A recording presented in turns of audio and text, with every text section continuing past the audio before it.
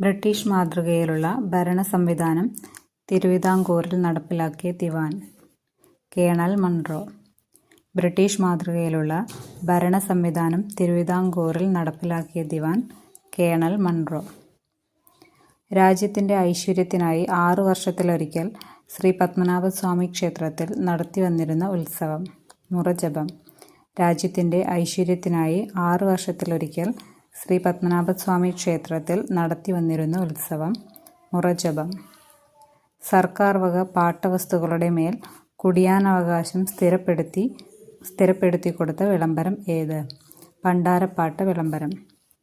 സർക്കാർ വക പാട്ടവസ്തുക്കളുടെ മേൽ കുടിയാനവകാശം സ്ഥിരപ്പെടുത്തിക്കൊടുത്ത വിളംബരം ഏത്? പണ്ടാരപ്പാട്ട വിളംബരം. വലിയ ദിവാൻജി എന്നറിയപ്പെട്ടിരുന്ന തിരുവിതാംകൂർ ദിവാൻ രാജാ കേശവദാസ്.